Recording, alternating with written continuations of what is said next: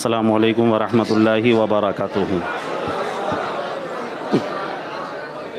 ماشاء اللہ، آج تو بالکل گوالیار والوں نے آج میرے خیال سے پہلی مرتبہ اتنا جوش دیکھ رہا ہوں میں۔ سبحان اللہ، جی لگا کر کہیے مل کر یا رسول اللہ، اور مل کر کہیں سبحان اللہ، الحمدللہ، اللہ اکبر۔ میری صرف 2-3 منٹ کی بات ہے، ٹھیک ہے نا؟ بیان تو حضرت کا ہی ہوگا۔ میں تو آپ کو اتنا سنایا ہوں، ہمیشہ سناتا ہوں، ٹھیک ہے نا؟ اور تقریباً 1200 سے زیادہ بیانات یوٹیوب پر اپلوڈ ہیں، اتنے ہیں کہ آپ سن بھی نہیں پائیں گے۔ کیا بات ہے! لیکن آج ہمیں حضرت مولانا سلمان اظہری صاحب کا بیان سننا ہے، 1-2 باتیں انشاءاللہ تعالی، اس کے بعد حضرت کا بیان۔ مفتی سلمان اظہری صاحب تقریباً 4 سال کا عرصہ مصر میں ان کے ساتھ ہم نے گزارا، لیکن آج جب میں نے ان کا فلائٹ کا ٹکٹ نکالا تو پتہ چلا یہ تو مجھ سے عمر میں 4 سال چھوٹے ہی ہیں۔ ان کی عمر سمجھ لیجئے 34 سال ہے، لیکن الحمدللہ اس وقت نوجوانوں کی دلوں کی دھڑکن بنے ہوئے ہیں۔ آج سمجھ لیجئے جب سے میں نے ان کا پوسٹ شیئر کیا ہے کہ سلمان صاحب آ رہے ہیں، پتہ نہیں کہاں سے لوگ کال کر رہے ہیں۔ سمجھ لیجئے قرآن شریف میں جو اللہ نے فرمایا یا ایھا الذین آمنوا سیجعل لہم الرحمن ودا، یا ایھا الذین آمنوا وعملوا الصالحات سیجعل لہم الرحمن ودا، ان الذین آمنوا وعملوا الصالحات سیجعل لہم الرحمن ودا۔ جب بندہ ایمان لاتا ہے اور نیک کام کرتا ہے تو لوگوں کے دلوں میں پھر اللہ اس کی محبت کو ڈال دیتا ہے۔ کتابوں میں پڑھتے ہیں جب جنگ خندق کا موقع آیا تو حضرت سلمان فارسی سامنے آئے اور مشورہ دیا، یا رسول اللہ خندق کھودیے، ناموس رسالت کا پہرا دینے کے لیے۔ کل سلمان فارسی سامنے آئے تھے اور پھر سرکار کی ناموس کے اوپر حملہ کیا گیا تو پھر سمجھ لیجئے سلمان اظہری سامنے آئے ہیں۔ کتنے پوسٹروں میں ہوتا ہے شیر ہندوستان شیر ہندوستان، لیکن سامنے جو ایک شیر نظر آیا دنیا اسی کو سلمان اظہری کہتی ہے۔ عزیزان محترم، 4 سال کا عرصہ، یہاں سے 2008 میں جب ہم ازہر پہنچے تو حضرت اور ہم ساتھ میں ہی تھے۔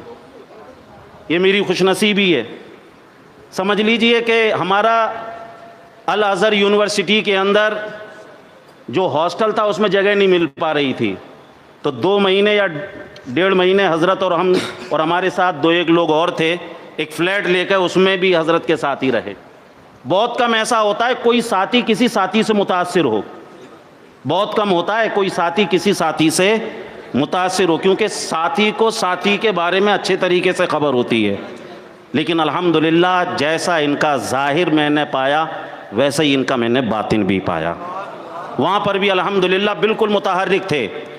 جو حضور تاج الشریعہ نے جو سب کے رولے جو ہے ختم کر دیے تھے ایک ہی سفر میں جا کے جامع ازہر مصر، اس میں حضرت مولانا سلمان اظہری صاحب کی بے پناہ کوششیں تھیں، بلکہ انہی کی کوشش پر جو ہے حضرت فراغت کے بعد جامع ازہر مصر پہنچے، ان کی کوشش تھی بالکل۔ اور پھر اس کے بعد وہاں کے اساتذہ کو عرص رضوی میں لے کر آنے کا کام وہ بھی انہی کے ذمے۔ ہم تو یہ دیکھتے تھے کہ سارا دن ان کا صرف کام میں گزرتا تھا، یہ پڑھتے کم ہیں، لیکن جب رزلٹ آتا تھا نا تو رزلٹ میں بھی حضرت کا کبھی نمبر 80% سے نیچے نہیں آیا ہے۔ 80% سے نیچے کبھی ان کا نمبر نہیں آیا، اور بڑی اچھی پوزیشن تھی۔ کلیہ الدعوہ، کس طریقے سے دعوت دینا ہے، اس کلیہ سے حضرت، اس کالج سے حضرت جو ہے جامع ازہر مصر سے فارغ ہیں۔ اسی کے ساتھ اب جب یہاں پر آئے ہیں، یہاں پر آنے کے بعد بھی حضرت نے بالکل ہر فیلڈ میں زبردست طریقے سے کام کر رہے ہیں۔ ہو سکتا ہے آپ کو نہیں معلوم ہو لیکن میں بتا رہا ہوں، حضرت نے ایک آن لائن عالم کورس شروع کیا ہے۔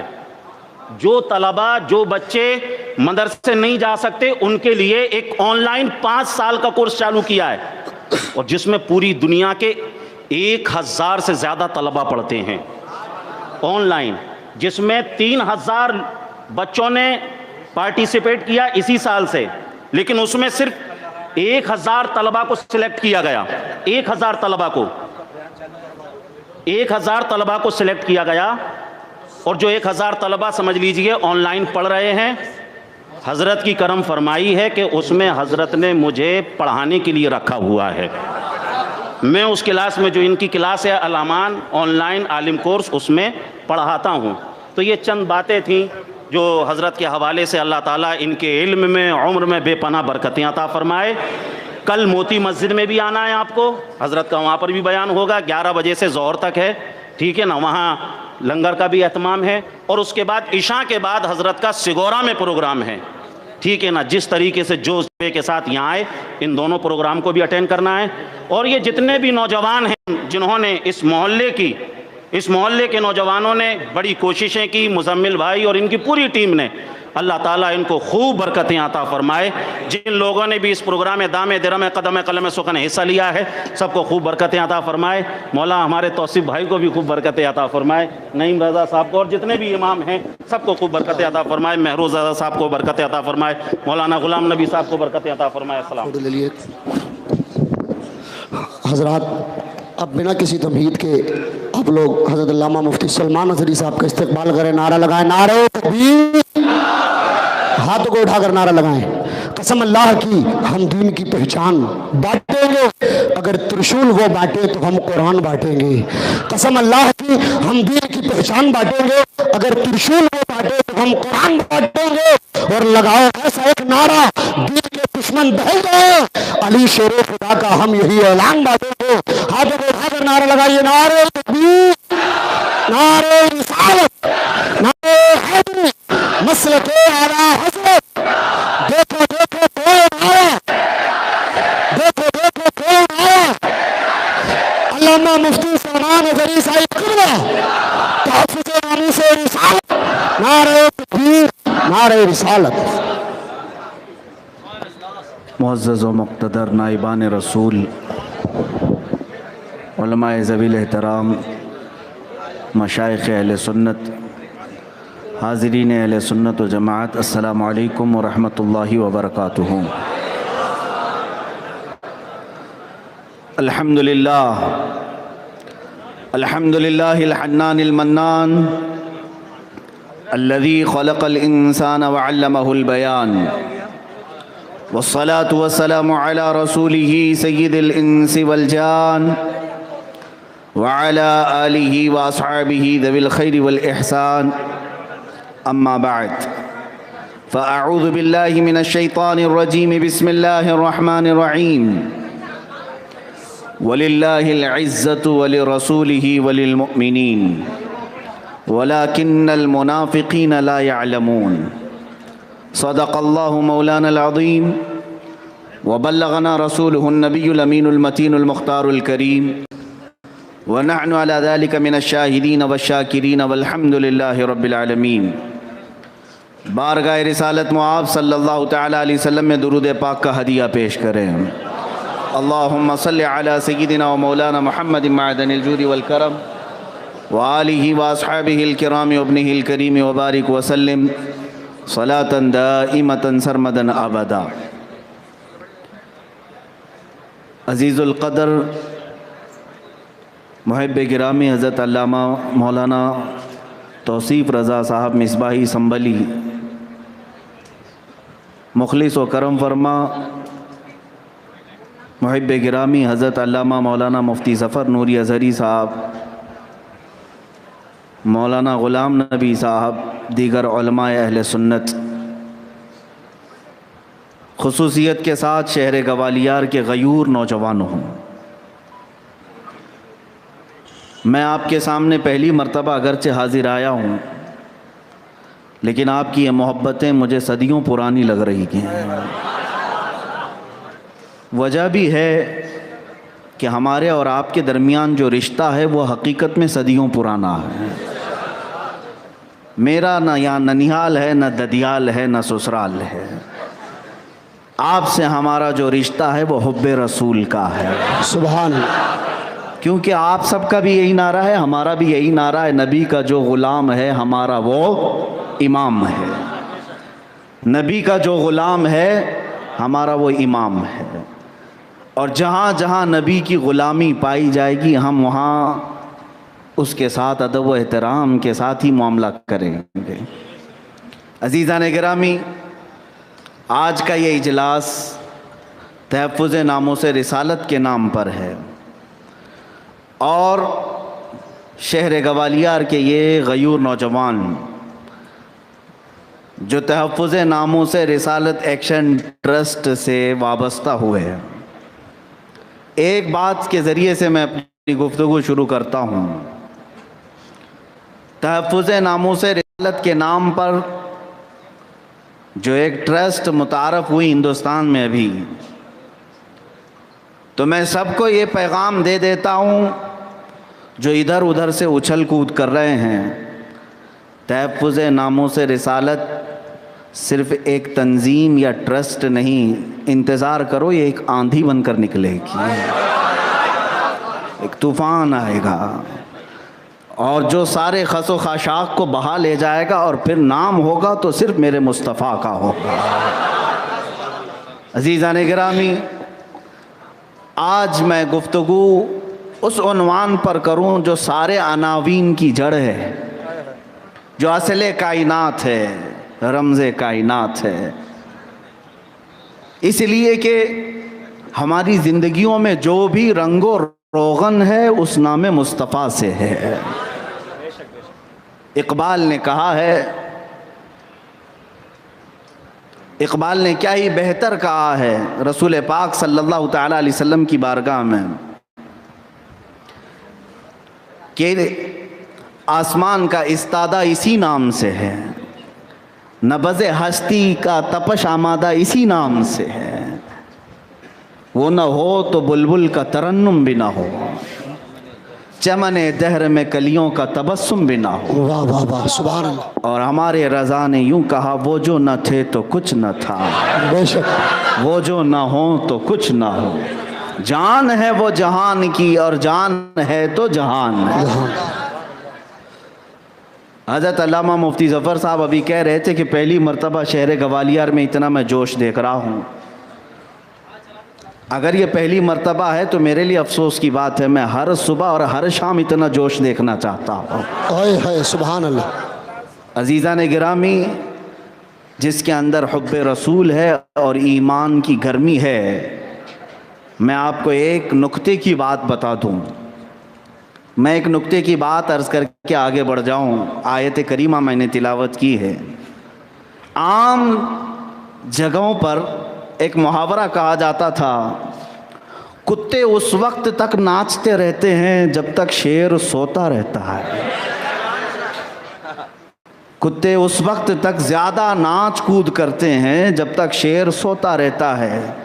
جس دن شیر بیدار ہوا پھر کسی کتے کی نہیں چلتی. واہ واہ واہ. اور اسی کو اقبال نے کہا ہے, نکل کر کے وہ روما سے الٹ دیا تھا تخت روما, نکل کر کے صحرا سے جس نے الٹ دیا تھا تخت روما کو, سنا ہے قدسیوں سے میں نے کہ وہ شیر پھر ہوشیار ہوگا. اور وہ شیر امت مصطفیٰ میں اب ہوشیار ہونے لگا ہے, یہی نوجوانوں کی شکل میں ہوشیار ہونے لگا ہے.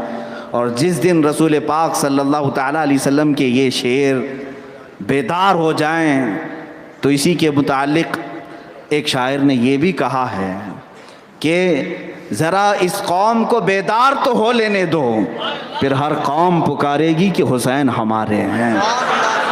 تمہاری بیداری کی ضرورت ہے. میری گفتگو آج اسی عنوان پر ہے. اللہ قرآن میں فرماتا ہے, وَلِلَّهِ الْعِزَّةُ وَلِرَسُولِهِ وَلِلْمُؤْمِنِينَ, عزت اللہ کے لیے ہے, رسول کے لیے ہے اور ایمان والوں کے لیے. بس عزت اللہ کے لیے ہے, رسول کے لیے ہے اور ایمان والوں کے لیے ہے. وَلَكِنَّ الْمُنَافِقِينَ لَا يَعْلَمُونَ, اللہ تعالیٰ فرماتا ہے اور منافق اس بات کو نہیں جانتے, منافق اس بات سے بے خبر ہیں.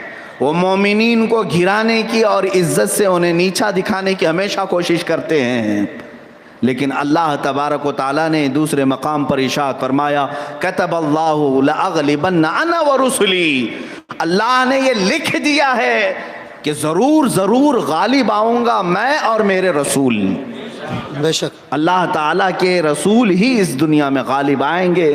اور قرآن پاک کی ایک آیت یہ بھی ہے هو الذی ارسل رسولہ بالہدی ودین الحق لیظہرہ علی الدین کلہ، وہ اللہ ہے جس نے اپنے رسول کو دین حق کے ساتھ بھیجا۔ کس لیے بھیجا رسول کو؟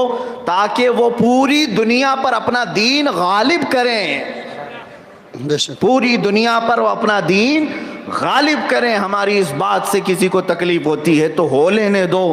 میں پھر ببانگے دوہل کہتا ہوں کہ اگر اس پوری کائنات پر کوئی دین غالب آئے گا تو سچا اسلام غالب آئے گا، اسلام ہی غالب آئے گا۔ ہاں یہ اور بات ہے کہ ہم برے اعمال کے شکار ہو گئے، اسلام سے ہمارے رشتوں میں کمزوری ضرور آئی ہے، نوجوانوں میں اور قوم مسلم میں، لیکن وہ زمانہ پھر سے پلٹے گا جب صرف پرچم اسلام لہرائے گا۔ عزیزان گرامی، میں ایک خصوصیت اور ایک صفت کی طرف آپ کو متوجہ کرنا چاہتا ہوں۔ میں جو بات عرض کرنے کے لیے آج آیا، آپ سب کا جوش دیکھ کر کے میرے ذہن میں یہ بات آئی کہ اگر اتنا جوش تمہارے اندر ہے تو زندگی بھر ایک لفظ اپنے ساتھ جوڑ لینا۔ وہ کون سا لفظ ہے؟ جس کو کہتے ہیں غیرت ایمانی۔ غیرت ایک ایسا لفظ ہے جو تمہاری زندگی کو بتاتا ہے۔ اگر تمہارے اندر غیرت باقی ہے تو تم زندہ ہو، اور غیرت نہیں ہے تو مردہ لاش ہے۔ غیرت کسے کہتے ہیں؟ اگر یہ ہارڈ ورڈ لگ رہا ہے، سخت لفظ لگ رہا ہے، تو میں یہ بتا دوں غیرت کس کو کہتے ہیں؟ اپنے محبوب کی گستاخی برداشت نہ کرنا، اسی کو غیرت کہتے ہیں۔ اب آپ جس سے محبت کرتے ہیں اس کی توہین اور اس کی برائی برداشت نہ کرنا، یہی غیرت ہے۔ اور اگر برداشت کر کے رہ جاتے ہو تو مردہ ہو، غیرت نہیں ہے تمہارے اندر تو مردہ ہے۔ آؤ میں تمہیں غیرت ایمانی کے چند نمونے بتا دوں۔ صحابہ کرام رضوان اللہ تعالی علیہم اجمعین میں جو غیرت ایمانی تھی، آج اس کی جھلکیوں کی ہمیں ضرورت ہے۔ ایک بات یاد رکھنا، جس کے اندر غیرت باقی ہوتی ہے نا، وہ پھر مجمع بھی نہیں دیکھتا، طاقت اور تخت بھی نہیں دیکھتا، وہ اپنی حق بات کو سر چڑھ کر کے بولتا ہے۔ غیرت زندہ ہونی چاہیے۔ صدیق اکبر خلیفہ اول رضی اللہ تعالیٰ عنہ ایک مجمع کے پاس سے گزر رہے تھے، یہودیوں کا مجمع تھا، جلسہ ان کا ہو رہا تھا، سٹیج ان کا لگا تھا، اور ممبر پر یہودی عالم بکواس کر رہا تھا۔ تنہا ابو بکر صدیق رضی اللہ تعالیٰ عنہ سامنے سے گزرتے ہوئے کھڑے ہو گئے۔ اس یہودی عالم نے یہ بکنا شروع کیا کہ دیکھو مسلمانوں کا خدا غریب ہے، مسلمانوں کا خدا فقیر ہے، قرآن میں مسلمانوں سے قرض حسن مانگتا ہے۔ آیت کو اس نے توڑ مروڑ کر کے بیان کیا۔ آیت میں اللہ تعالیٰ نے فرمایا من ذا الذی یقرض اللہ قرضا حسنا، کون ہے جو اللہ کو قرض حسن دے گا؟ قرض حسن کا مطلب پیسے نہیں، نیکیاں تم قرض میں دو، اللہ بدلے میں جنت عطا کرے گا۔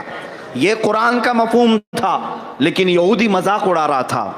اللہ رب العزت کو فقیر کہہ رہا تھا، مسلمانوں کو غنی بتا رہا تھا۔ ابو بکر صدیق رضی اللہ تعالیٰ عنہ تنہا ہے۔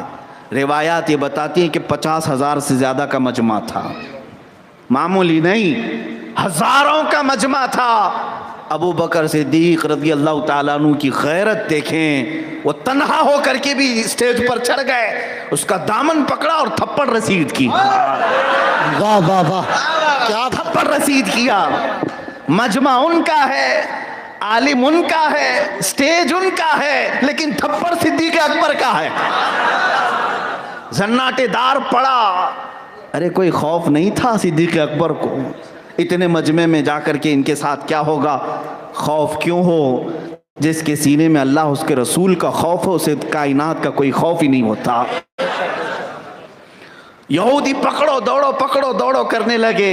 اس یہودی عالم نے کہا چھوڑو اس کو، اس کا میں بدلہ لوں گا۔ ابو بکر صدیق رضی اللہ تعالیٰ عنہ کو پکڑ لیا اور رسول پاک صلی اللہ علیہ وسلم کی بارگاہ میں لے آیا. نوجوانوں، غیرت کسے کہتے ہیں؟ توجہ سے سنو، برداشت نہ کرنا کوئی غلط بات کو. آج سے یہ عہد کر کے اٹھنا کہ کوئی غلط بات میرے سامنے ہو، چاہے میں تنہا ہی کیوں نہ ہو، جواب دے کر رہوں گا. یہی غیرت ایمانی ہے. آیا وہ حضور سیدنا ابو بکر صدیق کو پکڑ لے کر کے رسول پاک صلی اللہ علیہ وسلم کی بارگاہ میں آ کر کے کہا، اے محمد صلی اللہ تعالیٰ علیہ وسلم، تمہارے اس ساتھی نے میرے اوپر آج تھپڑ رسید کیا. کہا کیوں؟ کہا میں تو تعریف کر رہا تھا تمہارے خدا کی، میں یہ کہہ رہا تھا اللہ غنی ہے، مسلمان فقیر ہے، اور اتنی بات پر ابو بکر نے مجھے مار دیا، بات کو بدل دیا، جھوٹ بول دیا. یہی میڈیا کرتی ہے نا آج. یہ یہودی میڈیا کا کام یہی ہے، یہ دجالی میڈیا کا کام یہی ہے. مجمع میں کچھ بھی کرو اور پھر بعد میں اس کو پلٹ دو. حضرت ابو بکر صدیق سے میرے آقا صلی اللہ علیہ وسلم نے پوچھا، ابو بکر کیا تم نے اس کو اس بات پر تھپڑ مارا کہ یہ اللہ کو غنی کہہ رہا تھا، مسلمانوں کو فقیر کہہ رہا تھا؟ آپ نے کہا ہرگز نہیں یا رسول اللہ صلی اللہ علیہ وسلم. اس ظالم نے اللہ کو فقیر کہا، مسلمانوں کو غنی کہا، اور میرے رب کی توہین مجھ سے برداشت نہ ہو سکی، میں تھپڑ مار دیا. اس یہودی نے اپنے لیے گواہ بھی لائے، 25-30 گواہ کھڑے ہو گئے اس کی جھوٹ کی گواہی دینے کے لیے. سبوں نے کہا نہیں، ہمارا عالم سچ بول رہا ہے، ابو بکر جھوٹ بول رہے ہیں. جھوٹے گواہ بھی ملتے ہیں جس طرح آج کورٹ میں مل جاتے ہیں. یہ آج کی بات نہیں، پہلے زمانے سے چل رہا ہے. جھوٹے گواہ بھی کھڑے ہو جاتے ہیں. اتنے گواہ اس یہودی کے ساتھ کھڑے ہو گئے. میرے آقا صلی اللہ علیہ وسلم نے پوچھا، لوگ کہتے ہیں نا بات ایویڈنس پر چلتی ہے، فیصلے ایویڈنس پر ہوتے ہیں، اور میرے آقا صلی اللہ تعالیٰ علیہ وسلم نے اتنے گواہوں کو دیکھا یہودیوں کے. پوچھا ابو بکر آپ کے پاس بھی کوئی گواہ ہے آپ کی بات پر؟ صدیق اکبر نے کہا میں تنہا تھا یا رسول اللہ، میں تنہا تھا یا رسول اللہ. اے مسلمانوں قربان جاؤ، جب تم تنہا ہو کر حق بات کرو گے تو تمہاری گواہی کے لیے کیا آتی ہے؟ سنو، میرے آقا بھی پوچھ رہے تھے ابو بکر صدیق سے کیا آپ کے کوئی گواہ ہیں؟ آپ نے کہا میرے پاس کوئی گواہ نہیں. صحابہ کہتے ہیں اچانک جبرائیل امین آیت لے کر نازل ہوئے، لقد سمع اللہ قول الذین قالوا ان اللہ فقیر ونحن اغنیاء. اللہ فرماتا ہے اے محبوب، اللہ نے سن لیا، اللہ گواہی دیتا ہے. وہ یہودی کہہ رہا تھا کہ اللہ فقیر ہے اور مسلمان غنی ہیں. میرے عزیزو، صدیق اکبر اگرچہ تنہا تھے لیکن ان کی غیرت ایمانی کی گواہی میں قرآن کی آیت نازل ہو گئی. اللہ کی مدد نازل ہوتی ہے جب بندہ تنہا بھی ہو کر کے حق بات کہے تو گھبرانے کی ضرورت نہیں. تھوڑی مصیبتیں یہ لا سکتے ہیں لیکن حق کو کبھی دبا نہیں سکتے. الحق یعلو ولا یعلی علیہ، حق ہمیشہ غالب آ کر رہے گا، اس حق پر کوئی اور غالب نہیں آ سکتا. یہ ایک غیرت ایمانی کی مثال ہے. آپ کو پتہ ہے ایک غزوہ ہو گیا تھا، ایک جنگ ہو گئی تھی. کس بات پر؟ غزوہ بنی قینقاع. ایک غزوہ ہے. غزوہ کسے کہتے ہیں؟ جس میں رسول پاک صلی اللہ علیہ وسلم خود تشریف لے گئے جنگ میں. مدینے کے آس پاس جو یہودیوں کے قبیلے تھے، بنو نذیر، بنو قریظہ، اور ان میں سے ایک بنو قینقاع ایک قبیلے کا نام ہے. یہ بھی یہودیوں کا قبیلہ تھا. حضور صلی اللہ علیہ وسلم سے انہوں نے ایگریمنٹ کر رکھا تھا، معاہدہ تھا کہ آپ ہم سے نہیں لڑیں گے، ہم آپ سے نہیں لڑیں گے. بات تو چل رہی تھی معاہدے کی. ایک بار ایسا ہوا کہ قبیلہ بنو قینقاع کے بازار میں ایک عورت عرب والی برقع پہن کر کے آئی، جبہ پہن کر کے آئی. ایک دکان سے اس نے کچھ خریدنا چاہا اور اس یہودی کے دکان پر وہ خرید رہی تھی. اتنے میں اس یہودی نے مذاق کرتے ہوئے، چھیڑ چھاڑ کرتے ہوئے اس عورت کے لباس کو ہی اتار دیا، اس عورت کو بازار میں ننگا کر دیا. ایک عرب آدمی وہاں تھا، اس کو برداشت نہیں ہو سکا، اس کی غیرت جاگ گئی. اس نے آ کر کے سیدھے اس یہودی کا سر قلم کر دیا اللہ، کہ ایک عورت کو تو نے بازار میں ننگا کیسے کیا. بات اتنی بڑھ گئی کہ قبیلہ تھا یہودیوں کا، عرب آدمی آ کر کے ایک یہودی کو قتل کر دیا. اب یہ بات اتنی بڑی کہ رسول پاک صلی اللہ علیہ وسلم تشریف لے آئے اس معاملے کا تصفیہ کرنے کے لیے. جب میرے آقا صلی اللہ علیہ وسلم تشریف لائے، معاملات کو سننے کے بعد آپ نے فرمایا، اس یہودی کو ملامت کیا اور کہا کہ تجھے یہ کیسے زیب دیتا ہے کہ تو ایک عورت کے ساتھ چھیڑخانی کرے، اس کے لباس کو اتارے، لہٰذا اس کے بھائی نے، اس عرب نے جو تیرے ساتھ کیا وہ اس کی غیرت تھی، تجھے کسی 2 ہجری کا واقعہ ہے۔ کہنے لگے اے محمد صلی اللہ علیہ وسلم، آپ نے مکہ والوں سے بدر میں کیا جیت حاصل کر لی؟ آپ کو غرور آ گیا؟ آپ ہم کو مکہ والے نہ سمجھیں، ہم یہود ہیں، ہم آپ سے مقابلہ کریں گے تو یہ مدینہ چھوڑنا پڑ جائے گا، ایسی ایسی باتیں کرنے لگے۔ اب جب حضور صلی اللہ علیہ وسلم کو انہوں نے للکارا، میرے عزیزو صحابہ کیا خاموش رہتے؟ جوان صحابہ تھے، بوڑھے صحابہ تھے، بیدار ہو گئے، کہا کہ یا رسول اللہ صلی اللہ علیہ وسلم، اگرچہ آج مدینے میں ہم تعداد میں کم ہیں، مگر ان ظالموں نے آپ کو کیسے للکارا؟ انہوں نے یہ بات کیسے کہی کہ مکہ کے لوگوں کو آپ نے شکست دے دی، مدینے والوں کو شکست نہیں دے سکتے، آقا ہمیں اجازت عطا فرمائے۔ میرے آقا صلی اللہ علیہ وسلم نے اجازت عطا فرمائی، صحابہ نکلے مدینے سے اور آئے ایسے کہ اس قبیلے بنو قینقاع کا محاصرہ کر لیا۔ وہ یہودی جو چند دنوں پہلے بڑی بڑی ڈینگیں مار رہے، ہانک رہے تھے، میرے آقا صلی اللہ علیہ وسلم کے شیروں کو دیکھ کر کے قلعے میں چھپ گئے، اندر چلے گئے، ایک بھی مقابلے کے لیے باہر نہیں آیا، یہاں تک کہ 17 دن تک میرے آقا نے محاصرہ کیا۔ 17 دن کے بعد سارا ساز و سامان چھوڑ کر، مدینہ چھوڑ کر کے ان یہودیوں کو جانا پڑا، 1400 سال تک واپس آج تک نہیں آ سکے۔ یہ غزوہ تھا غزوہ بنی قینقاع، کس بات پر ہوا تھا؟ صرف غیرت ایمانی تھی، صرف غیرت تھی۔ غزوہ تبوک بھی کس بات پر ہوا جانتے ہیں؟ میرے آقا صلی اللہ علیہ وسلم نے ایک قاصد بھیجا تھا۔ قاصد جو ہوتا ہے وہ ایمبیسیڈر ہے، ترجمان۔ قاصد کو بھیجا دوسرے ملک، اس قاصد کے ساتھ تبوک کے لوگوں نے بڑا برا سلوک کیا، انہیں قتل کیا۔ 900 کلومیٹر دور ہے مدینہ طیبہ سے، ایک مسلمان کو قتل کیا، صحابہ خاموش نہیں بیٹھے۔ میرے آقا صلی اللہ علیہ وسلم نے کہا کہ اٹھو اور چلو۔ کتنا؟ 900 کلومیٹر کا سفر کیا اور وہاں پہنچے بھی، غزوہ تبوک بھی ہوا اور اللہ تعالیٰ نے رسول پاک کو روشن فتح بھی عطا فرمائی۔ اس سے پتہ یہ چلتا ہے کہ اسلام غیرت کا نام ہے۔ ہمارا ایک بھائی بھی قتل ہو تو ہماری نیندیں اڑ جانی چاہیے، اگر ہماری ایک بہن کی بھی عزت لٹتی ہے تو ہمارے بستر ہمارے لیے کانٹے بن جانا چاہیے۔ یہ غیرت کی بات ہوتی ہے۔ عزیزان گرامی وقار، آپ کو میں تاریخ کے جھروکوں میں لے جاؤں، آپ ہندوستان میں موجود ہیں۔ یہ ہند جو ہے، پہلے جو اکھنڈ بھارت تھا، سندھ اور ہند، پاکستان، بنگلہ دیش، سب اس کے اندر تھا۔ آپ کو پتہ ہے 90 ہجری کی بات ہے، تاریخ تھوڑی سی سن لو۔ 90 ہجری کی بات ہے، سندھ میں راجہ دابر سنگھ کی حکومت تھی۔ ایک بہت بڑا راجہ تھا اس زمانے کا۔ اس کے زمانے میں چند گنڈوں نے کیا کیا تھا؟ میں صرف اور صرف غیرت بیدار کرنا چاہتا ہوں، توجہ سے سن رہے ہیں؟ غیرت کسے کہتے ہیں سن لو، اس کے بعد میں پھر اپنے عنوان پر آتا ہوں۔ راجہ دابر سنگھ کے گنڈوں نے چند ان عورتوں کو گرفتار کیا جو حج کے سفر پر جا رہی تھی۔ حج کے سفر پر جو جا رہی تھی، ان عورتوں کو قید لیا گنڈے اور ان کا مال لوٹ لیا، ان کی عزت پر حملہ کیا۔ وہ عورتیں جب گرفتار ہو کر کے آئیں ان گنڈوں کے ہاتھ میں، تو پکارنے لگی کوئی عرب کا ہمارا بھائی ہے جو ہماری عزت کو بچا لے۔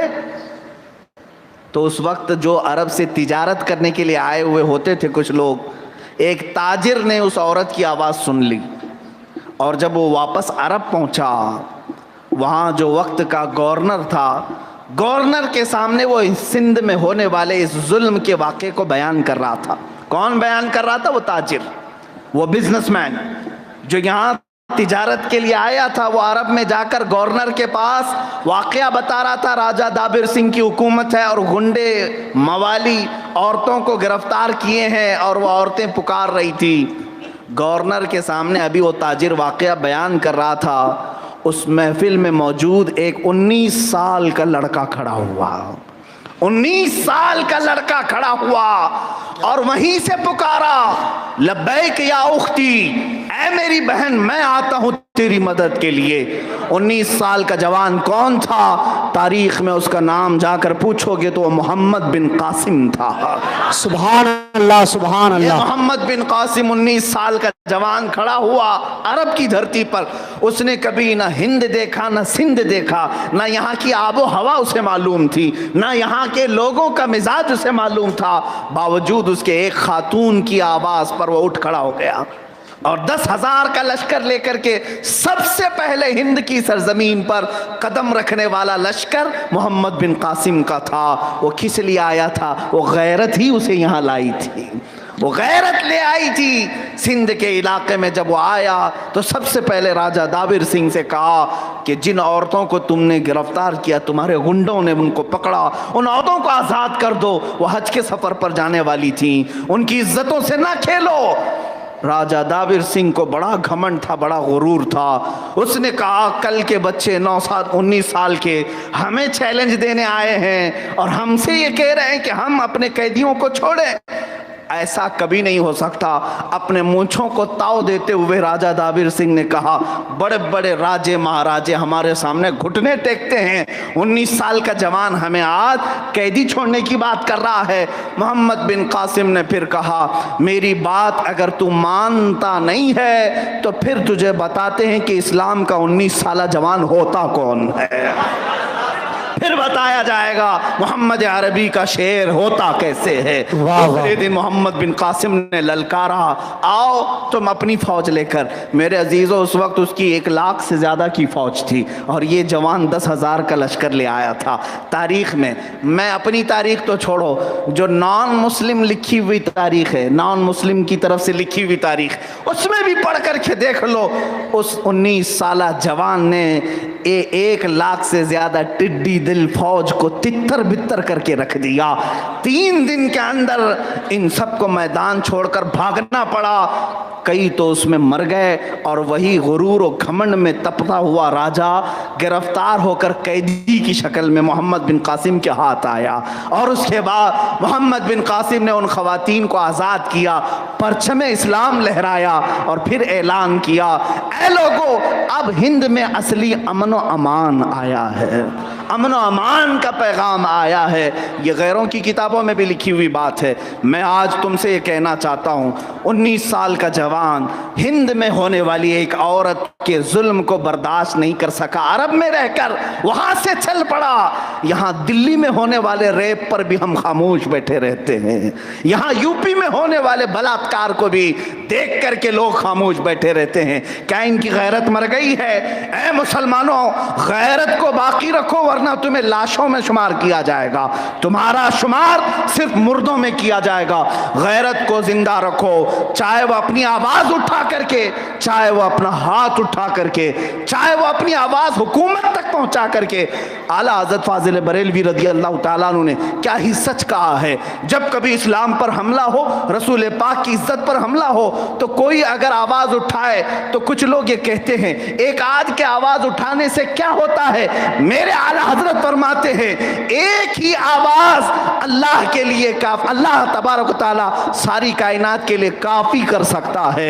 हमने देखा है हिंदुस्तान में, आज मैं उस इलाके में मौजूद हूँ जहाँ ग्वालियर में बैठ करके मुझे बड़ा फख्र हासिल हो रहा है इस बात पर कि यही वो ग्वालियर की जमीन है जहाँ हक बोलने वाले एक मुजद्दिद अल-फसानी को अकबर ने कई साल तक कैद बंद में रखा और अपने दीन इलाही को नाफिज करने के लिए पूरी ताकत झोंक दिया। लेकिन दुनिया देख रही है अकबर का दीन इलाही पता नहीं कहां सड़ गया, मुजद्दिद का दीन अब भी बाकी है, मुजद्दिद अल-फसानी का मसलक आज भी बाकी है। या रसूल अल्लाह, जिंदाबाद जिंदाबाद। अल्लाह, आप क्या समझते हैं? जिंदाबाद जिंदाबाद। जिस वक्त हिंदुस्तान में अकबर का तख्त बिछा हुआ था, मोदी का नहीं, अकबर का बात, ہاں آپ توجہ سے سنیں، بعض لوگوں کو ڈر بھی لگنے لگ جاتا ہے، ارے مولانا کیا نام لے رہے ہیں، کیا نام لے رہے ہیں. ایسا بنا دیا گیا ہے لوگوں کو، ایسا بنا دیا، ہوا بنا دیا گیا ہے. ارے میاں انسان ہی تو ہے.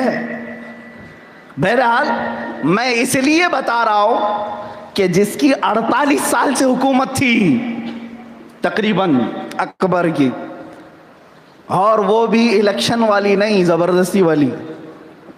وہ بادشاہ تھی، کوئی الیکشن نہیں ہوتا تھا، اور اکھنڈ بھارت پر لاکھوں کی فوج رکھتا تھا. ڈکٹیٹر. آج کے زمانے میں تو ابھی نام کی ڈیموکریسی تو ہے، ابھی 5 سال میں ایک بار رسم کے طور پر الیکشن تو ہو ہی جاتا ہے، چاہے کسی بھی مشین سے ہوتا ہے، ہو تو رہا ہے. نام کی ڈیموکریسی ہے، پھر بھی تم سمجھ رہے ہو کہ خطرہ ہے ہمارے لیے. نہیں، اکبر کا تخت اتنا مضبوط تھا، لاکھوں کی فوج اس کے پاس تھی. اور اس زمانے میں پوری دنیا میں سب سے مالدار تخت اگر کسی کا تھا تو ہندوستان کا تھا، ہند کا تھا. مال میں کمی نہیں، فوج میں کمی نہیں، ریاست میں کمی نہیں. سب ہونے کے بعد طاقت کے بل بوتے اس اکبر نے اس ہندوستان میں ایک نیا دین قائم کرنے کی کوشش کیا.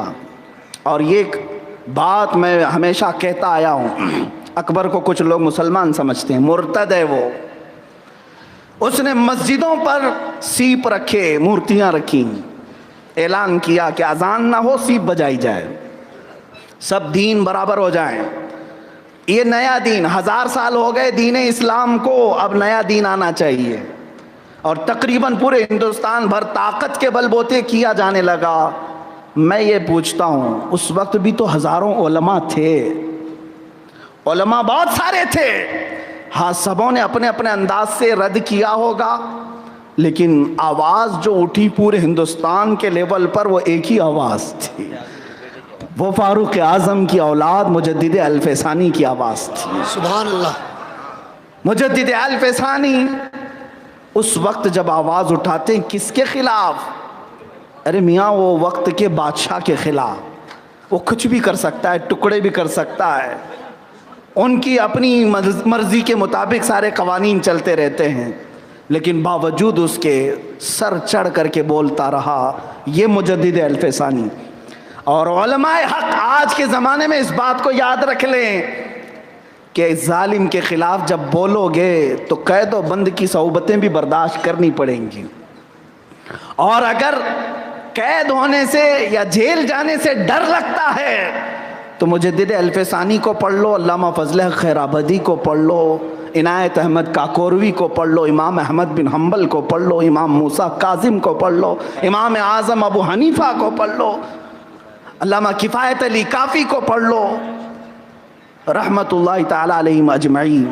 میرے عزیزو یہ علماء حق تھے، حق بات پر انہیں جیل کی سزائیں بھی ہوئی. علامہ مظفر حسین کچوچوی رحمت اللہ علیہ، ان کو بھی قید کیا گیا تھا. تب انہوں نے ایک شعر کہا تھا، وہ مجھے بڑا اچھا لگتا ہے، مظفر کو مقید نہ سمجھ اے سیاد، مظفر کو مقید نہ سمجھ اے سیاد، یہ میری اسیری بھی یہ سنت آبائی ہے. واہ واہ. یہ میرا قید ہونا بھی میرے باپ داداؤں کی سنت سے ہے. اے میرے عزیزو، مجدد الف ثانی کی آواز کیا ختم ہو گئی؟ مسلک مجدد الف ثانی ختم ہو گیا؟ آج بھی چل رہا ہے. جس جگہ وہ قید تھے اسی گوالیار کے ہر مسلمان میں عشق رسول نظر آ رہا ہے. دین مصطفیٰ آج بھی اسی شان و شوکت سے چل رہا ہے. اسی طرح امید نہیں، یقین رکھو، آج جو ظالم تخت آئے ہیں یہ 1000 اپنی طاقتیں استعمال کر لیں، اسلام کے خلاف، قرآن کے خلاف، میرے مصطفیٰ کے خلاف کچھ نہیں ہو سکے گا. یہ سمجھتے ہوں گے کہ اسلام کسی محلے کا مذہب ہے، یہ سمجھتے ہوں گے کہ اسلام چند جوانوں کا مذہب ہے. اسلام اس درخت کا نام ہے جس کی جڑیں تحت الثری میں ہیں اور اس کی شاخیں اوج ثریا پر ہیں. اس درخت کے تنے کو تو کیا، اس کے پتوں کو بھی تم ہلا نہیں سکو گے. اسلام کی قدرت میں، اسلام کی فطرت میں قدرت نے وہ لچک دی ہے، جتنا ہی دباؤ گے اتنا ہی وہ ابھرے گا، جتنا ہی دباؤ گے اتنا ہی وہ ابھرے گا۔ ایک بات عرض کرتا چلوں کہ ابھی علامہ توصیف صاحب، علامہ ظفر صاحب نے بھی بارہا یہ اعلاناً کہا کہ رمضان کے موقع پر ہم نے ایک خبیث ملعون گستاخ رسول کو للکارا تھا۔ میرے عزیزو، میں یہ سمجھتا ہوں میں نے یہ کوئی پلاننگ سے نہیں کیا، کوئی منصوبہ بندی نہیں تھی، یہ ہر سنی مسلمان کا درد تھا جو زبان بن کر نکل آیا، غیرت ایمانی۔ اب میں آپ کو بتاؤں، اس میں تنہا نہیں تھا، 1 مہینے تک مسلسل ہندوستان بھر کے ہر شہر سے، شاید کوئی شہر چھوٹا ہو، ہر شہر سے کسی نہ کسی جوان کا یا کسی نہ کسی تنظیم کا یا عالم کا فون یا میسج مجھے ضرور آیا، اور ہر ایک کا یہی جملہ تھا، جس دن آپ قدم رکھیں گے میدان میں پہلے ہمارا سینہ ہوگا۔ اس دن مجھے احساس ہوا کہ ہندوستان کا ابھی عشق رسالت کا میدان ٹھنڈا نہیں ہوا ہے۔ ظالم یہ سمجھ رہے تھے، اس لیے بھونک رہے تھے میرے نبی کے نام پر، لیکن جب انہوں نے دیکھا کہ اب مصطفیٰ کے نام پر یہاں صرف اٹھ کر کے میدان میں آنے والے نہیں، گردن کٹانے والے تیار نظر آ رہے ہیں، سر لے کر کے حاضر نظر آ رہے ہیں۔ آج بھی میرا یہ یقین ہے، وجدان ہے، جس دن پکارا جائے، جس کو طاقت ہے وہ پکار کر کے دیکھ لے، جو تخت پر بیٹھا ہے اگر آزمائش چاہتا ہے تو پکار کر کے دیکھ لے۔ ہندوستان کے ہر کونے سے، ہر شہر سے مصطفیٰ کے نام پر ہم اپنی گردنیں لے کر حاضر ہوں گے۔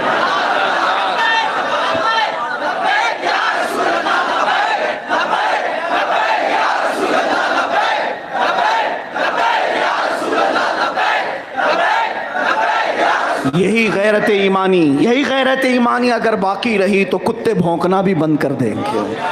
اگر یہ غیرت تمہاری باقی رہی تو اس طرح کے جو شب خون مار رہے ہیں ہمارے عقائد پر یا ہمارے نظریات پر، ان سب منافقوں کی ساری کاروائیاں بند ہو جائیں گی۔ عزیزان گرامی وقار، میں غیرت کی بات عرض کر رہا تھا، ایک اور مثال میں آپ کو بتا دوں، غیرت ایمانی کسے کہتے ہیں۔ آج اگر کسی جوان کو ایسا لگتا ہے کہ ارے میں میدان میں اتروں گا، میرا بھی تو فیوچر ہے، میرا بھی تو کریئر ہے، آگے چل کر کے کیا ہوگا، 8-10 یہ لوگ کیس ڈال دیں گے، پھر جیل یا پھر کورٹ کے چکر کاٹتے رہنے پڑیں گے۔ عام نوجوان یہ سوچتے ہیں، اور کچھ ماں باپ ڈراتے بھی ہیں، میاں کائے کو یہ سب چکر میں پڑ رہے ہو، اپنا کماؤ کھاؤ۔ کچھ عورتیں، کچھ بہنیں اور کچھ مائیں نوجوانوں کے ہاتھوں اور پیروں کی بیڑیاں بن جاتی ہیں۔ سنو اے جوانوں، کیس کی بات کرتے ہو، کیس سے ڈراتے ہو۔ عام نوجوان کو اگر ڈر لگتا ہے تو میں خود اپنے گلے میں کئی کیس لے کر کے گھوم رہا ہوں، اس سے کچھ فرق نہیں پڑتا۔ ہاں، اصل مقدمہ تو قیامت کے دن ہونا ہے، فیصل اور حاکم تو میرا رب ہے۔ یہ چند دن کورٹ کے چکر ہمیں کرا کر کے یہ سمجھتے ہوں کہ ہم حاکم ہیں، ہم نے کبھی حاکم تھوڑی نہ مانا۔ ہم تو قرآن میں پڑھتے ہیں الیس اللہ باحکم الحاکمین، اللہ فرماتا ہے کہ اللہ احکم الحاکمین نہیں ہے۔ آؤ، اگر تمہیں خوف لگتا ہے اور ڈر لگتا ہے اور بزدل بنے جا رہے ہو تو مدینے کی اس بستی میں چلو، رات کا وقت ہے، کل بدر کے میدان میں حضور کو جانا ہے، کل جانا ہے، رات ہے۔ ایک گھر میں جھگڑا ہو رہا ہے، کس کے درمیان؟ باپ اور بیٹے کے درمیان۔ باپ اور بیٹے کے درمیان جھگڑا کس بات پر ہو رہا ہے؟ بیٹا کہتا ہے رسول پاک کے ساتھ میں جاؤں گا، باپ کہتا ہے نہیں تو گھر دیکھے گا، میں جاؤں گا۔ جوان کہتا ہے آپ کی عمر ہو گئی، آپ جا کر کیا کریں گے؟ اور بوڑھا کہتا ہے نہیں تو ابھی چھوٹا ہے، تو جا کر کیا کرے گا؟ دونوں کا جھگڑا چل رہا ہے۔ یہاں پیچھے ہٹنے کے لیے لوگ ہیلے بہانے کرتے ہیں، وہاں گردن کٹانے کے لیے بہانے ڈھونڈے جا رہے ہیں۔ اللہ اللہ، وہ کیسی غیرت تھی! دونوں بہت تکرار ہوئی تو یہ طے پایا کہ قرآن اندازی کرتے ہیں، چٹھی ڈالتے ہیں، کس کے نام کی آتی دیکھیں گے۔ قرآن ڈالا گیا، لڑکے کے نام کا نکلا، باپ نے کہا نہیں ہے میں نہیں مانتا, دوبارہ کرو. دوبارہ چٹھی ڈالی گئی, پھر نوجوان کا ہی نام آیا. اس بوڑھے نے کہا نہیں, میں فیصلہ رسول پاک کے پاس رکھوں گا, اب یہاں گھر میں نہیں ہوگا, چلو حضور پاک صلی اللہ علیہ وسلم کے پاس. جو بوڑھے صحابی تھے میرے عزیزوں, ان کی عمر کافی ہو چکی تھی, پھر بھی وہ جوان بیٹے سے لڑ رہے ہیں اس بات پر کہ مجھے جانا ہے. حضور پاک صلی اللہ علیہ وسلم کے پاس دونوں آئے, معاملہ رکھا. نوجوان نے کہا آقا ہم رات کو اس بحث اور تکرار میں رہ گئے کہ کل میں جاؤں گا اور ابا کہتے ہیں یہ جائیں گے, میں انہیں سمجھا رہا ہوں ان کی عمر زیادہ ہے, مجھے جانے دیں. حضور پاک صلی اللہ علیہ وسلم نے دونوں کے جذبوں کو دیکھا اور فیصلہ صادر فرمایا. اس بڑی عمر والے صحابی سے فرمایا کہ آپ گھر پر رہیں, جوان کو ہمارے ساتھ بھیجیں.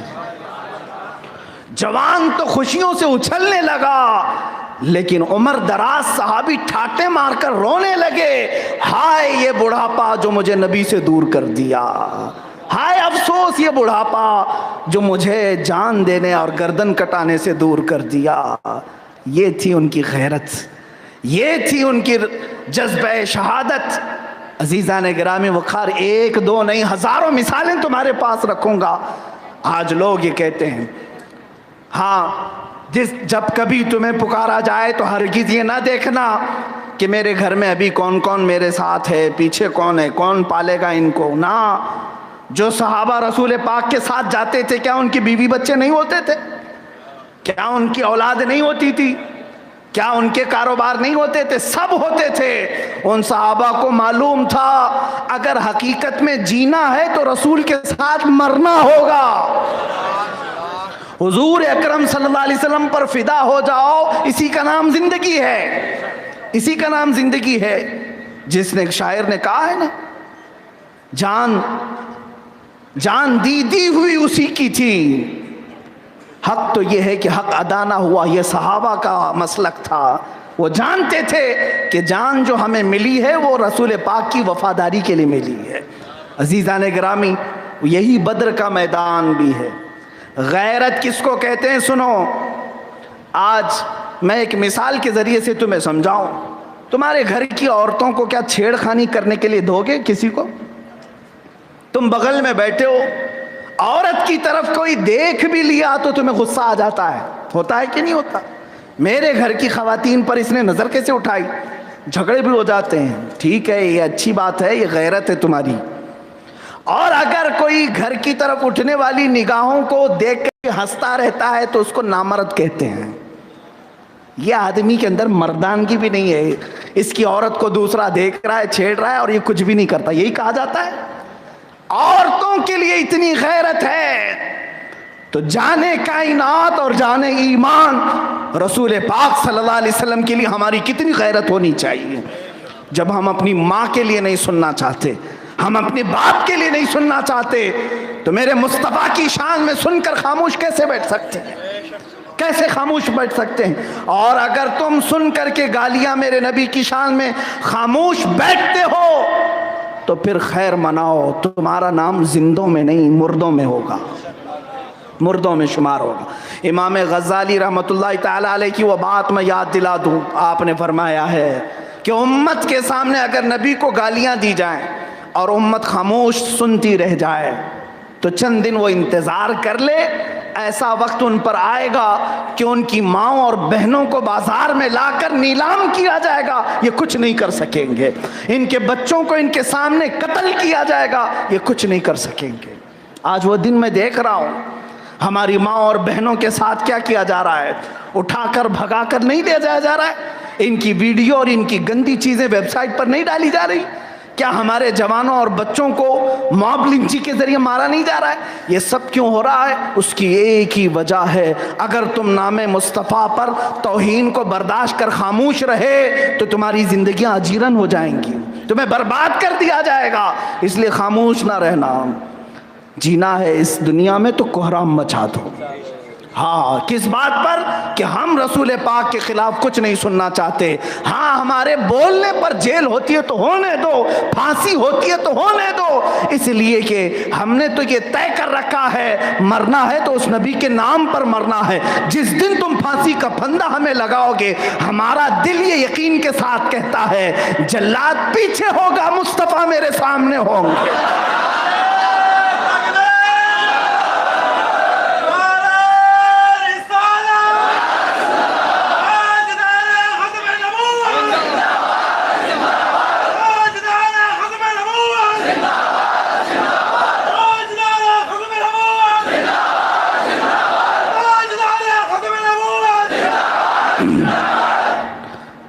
آپ اس بات کو یاد رکھ لینا کہ ہمیں اگر کوئی روکتا ہے کسی بات پر، ہم سمجھوتا کر لیتے ہیں. میاں آج تک ہماری تاریخ دیکھو، ہم روٹی کپڑے کے نام پر میدان میں کب آئے؟ ہم اپنے ریزرویشن کے لیے نہیں آئے، علماء حق کی بات کر رہا ہوں. ہم جب بھی آئے ہیں اسلام کو یا قرآن کو یا میرے نبی کی ذات کو دھکا لگایا جائے یا انگلی اٹھائی جائے مسلمانوں کے خلاف تو ہم آئے ہیں. ہمارا یہی وتیرہ رہا ہے، ہمارا یہی شیوا رہا ہے. عزیزان گرامی، اس پر بھی اگر کوئی یہ کہتا ہے کہ اس طرح کی باتیں نہیں ہونی چاہیے، اتنا زیادہ آپ ایگریسو کر دیتے ہیں جوانوں کو، اتنا زیادہ یہ بھڑک جاتے ہیں. میں آپ کو بتاؤں، ایک صاحب، بہت سارے لوگ جوان لوگ نعرے تو لگاتے ہیں، واللہ عالم کس کے نعرے کتنے سچے ہیں وقت بتائے گا. ایک علاقے میں ایک صاحب بڑے شاندار استقبال کیے، جوان سننے کو بےتاب تھے. ایک جو ذمہ دار صاحب تھے وہ کان میں کہنے لگے حضرت تھوڑا سا شہادت پہ بیان مت کیجیے. اللہ اکبر. میں نے پوچھا کیا آپ کو شہادت کی تمنا نہیں ہے؟ کہا حضرت ابھی عمر ہی کیا ہے ہماری، معاذ اللہ رب العالمین. شہادت کی بات کر رہے ہیں تو یہ کہہ رہے ہیں ہماری عمر ہی کیا ہے. سنو کان کھول کر کے جوانوں، بدر کا وہی میدان ہے جس میں ایک 13 سال کا بچہ آیا ہے، 15 سال کا بچہ آیا ہے. ان پر جہاد فرض نہیں تھا. معاذ اور معوذ رضی اللہ تعالیٰ عنہ، عمروں میں اگرچہ روایات میں الگ الگ باتیں آئی، لیکن تھے بچے. آئے میدان بدر میں، حضرت عبد الرحمن بن عوف کو پکڑ کر کے، یہ دونوں بچے کہتے ہیں بھائی ہیں، دونوں بھائی ہیں، سگے بھائی ہیں. عبد الرحمن بن عوف کو پکڑ کر کے کہتے ہیں چچا جان ابو جہل کس کا نام ہے؟ ابو جہل کون ہے؟ انہوں نے دیکھا بھی نہیں تھا ان بچوں نے، وہ مدینے کے رہنے والے تھے. ابو جہل مکہ کا تھا. حضرت عبد الرحمن بن عوف نے پوچھا بچوں تم کیا کرو گے اس کا؟ وہ سردار قریش ہے، پہلوان قریش ہے، قریش کا پہلوان ہے، تم کیا کرو گے اس کا؟ ان دونوں بچوں کی غیرت پر قربان جاؤ. کہتے ہیں سنا ہے وہ ہمارے آقا کی شان میں گالیاں دیتا ہے، سنا ہے رسول پاک کی توہین کرتا ہے. حضرت عبد الرحمن بن عوف کہتے ہیں ابھی ہماری بات چیت چل رہی تھی، سامنے سے ابو جہل گھوڑے پہ جا رہا تھا میدان میں. حضرت ابن عوف کہتے ہیں میں نے دکھایا بچوں کو، دیکھو جو جا رہا ہے یہی ابو جہل ہے، وہ قریش کا سردار ہے. یہ بچے ابھی بات بھی مکمل نہیں ہوئی تھی، چیل کی طرح جھپٹ پڑے، دونوں دوڑے ہوئے گئے. ایک نے گھوڑے کی ٹانگ پہ مارا، دوسرا اسے گرا کر سینے پہ بیٹھا اور ذبح بھی کر دیا. 13 سال اور 15 سال. تاریخ میں آج بھی لکھا ہوا ہے اوروں نے اگر کافروں کو مارا تھا، ان بچوں نے کفر کو مارا ہے. جاہلوں کو اوروں نے مارا ہوگا، انہوں نے ابو جہل کو مارا ہے. لیکن ان 13 اور 15 سال کے بچوں کو کیا خوف نہیں تھا؟ ان کے آگے پیچھے کوئی زندگی نہیں تھی؟ ان کا کوئی کریئر اور مستقبل تھا کہ نہیں تھا؟ سب تھا. لیکن وہ بچے جانتے تھے کہ اصل زندگی تو مصطفیٰ کے قدموں میں لٹ جانا ہے، مٹ جانے کا نام یہ ہے. اسی لیے تو دیکھو 14 صدیاں گزر گئی، آج بھی ہماری محفل میں معاذ اور معوذ کا نام لیا جا رہا ہے، زندہ ہے ہمارے درمیان. عزیزان گرامی وقار، یہ غیرت ایمانی ہوتی ہے. اس میں نہ عمر کا تقاضا ہے، نہ اس میں عمر دیکھی جائے گی. حضرت سعد ابن ربیع رضی اللہ تعالیٰ عنہ کی ایک بات یاد دلا دوں.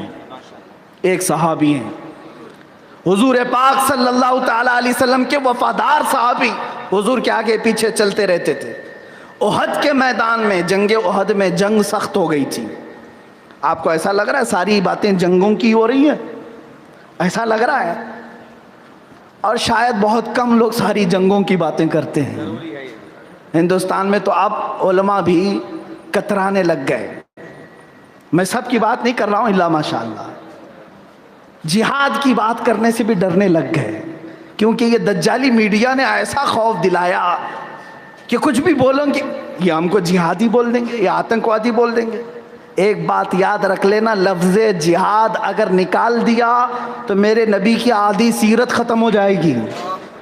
ہاں علماء اکرام، ذمہ داری کے ساتھ میں بات کر رہا ہوں، حضور پاک صلی اللہ علیہ وسلم کی اگر مدنی سیرت بتانی ہوگی تو وہ غزوات بھی بتانے پڑیں گے جس میں میرے آقا بنفس نفیس خود شریک تھے۔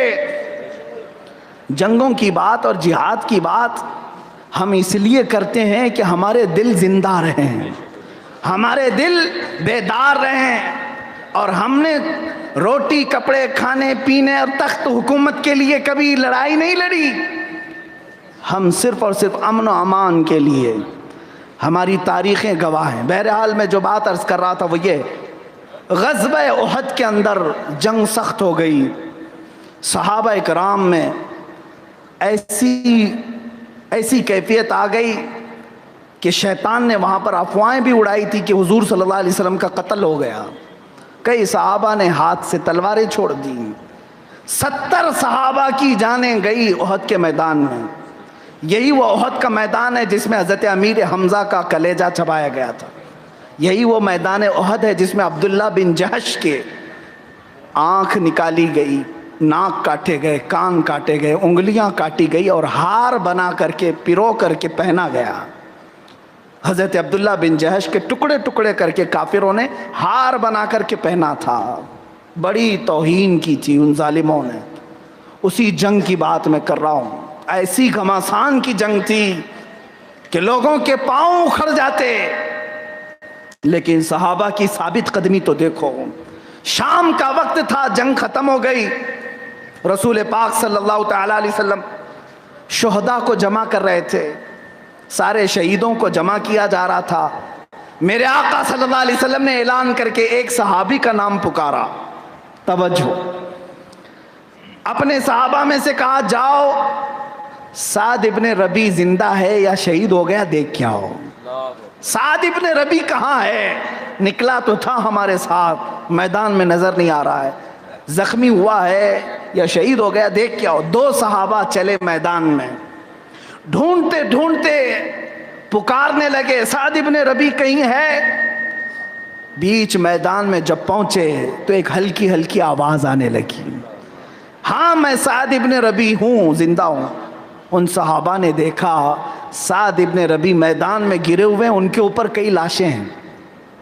لاشوں کو جب ہٹایا گیا، اللہ اللہ، حدیث میں موجود ہے جسم پر 12 نیزے لگے ہوئے تھے، پیٹ پھٹ گیا تھا، زخموں سے پورا جسم خون سے تر بتر تھا، لیکن سانس ابھی چل رہی تھی۔ 12 نیزے لگے ہوئے ہیں، نیزہ تیر کو نہیں کہتے، بڑے بڑے نیزے ہوتے ہیں، پورے جسم پر لگے ہیں، پیٹ پھٹ گیا ہے، ابھی روح باقی تھی۔ سعد ابن ربی کی روح چل رہی تھی، سانسیں چل رہی تھی۔ وہ 2 صحابہ آئے، دیکھا سعد ابن ربی کو، کہا اے سعد، اللہ کے رسول نے ہمیں بھیجا ہے تیرا نام لے کر کے، پوچھا کہ جاؤ دیکھو سعد زندہ ہے یا شہید ہو گیا۔ حضرت سعد کہتے ہیں کہ میں کامیاب ہو گیا۔ 12 نیزے لگنے کے بعد ان 2 آئے ہوئے صحابہ سے کہتے ہیں حضرت سعد، اے میرے ساتھیو، میں رسول پاک تک چل کے جا نہیں سکتا، میری حالت ایسی نہیں ہے، جاؤ رسول پاک کو میرا سلام کہہ دینا، سلام کہہ دینا۔ اور ساتھ ہی ایک جملہ یہ بھی کہا، اللہ کے نبی سے کہہ دینا کہ مجھے معاف کریں، میں نے حفاظت کا حق ادا نہیں کیا۔ اللہ، اے جوانوں، جب بھی میں یہ بات کہتا ہوں تو ہمارے رونگٹے کھڑے ہو جاتے ہیں۔ جس کے جسم پر 12 نیزے لگے ہوں، جسم پھٹا ہو، زخمی آخری سانسیں لے رہا ہو، پھر یہ کہتا ہے یا رسول اللہ ہم نے آپ کی عزت کی حفاظت کا حق ادا نہیں کیا۔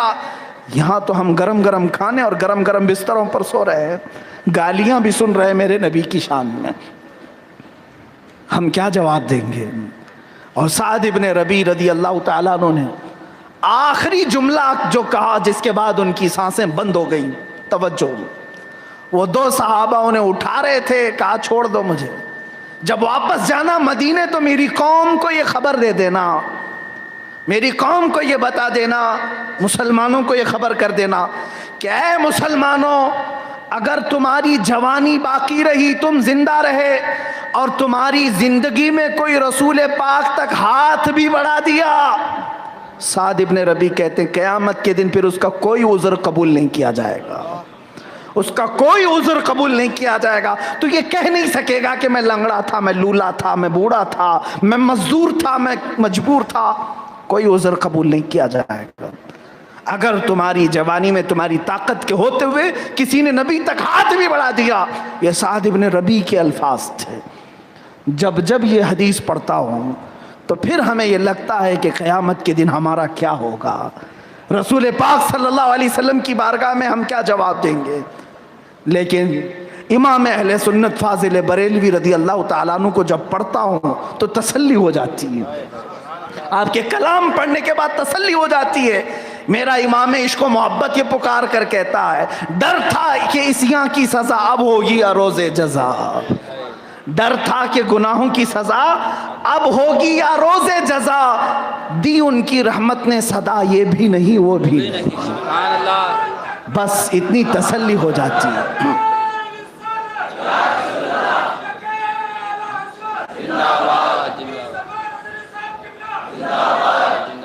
عزیزان گرامی وقار، یہ ہماری زندگی کا اہم مقصد کیا ہے؟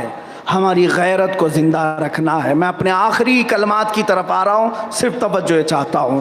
اے جوانوں، اگر اللہ نے تمہیں طاقت دی ہے، اگر قوت عطا کی ہے تو ایک بات یاد رکھنا، تمہاری جوانی یہ صرف تمہارے کھائے ہوئے کھانے سے آئی ہوئی نہیں ہے، یہ رب کی عطا کی ہوئی ہے، اللہ کی امانت ہے۔ میرے آقا صلی اللہ علیہ وسلم نے ارشاد فرمایا، قیامت کے دن اس وقت تک کوئی اپنا قدم نہیں ہٹا سکے گا جب تک اس سے اللہ تعالیٰ 5 چیزوں کا سوال نہیں کر لے۔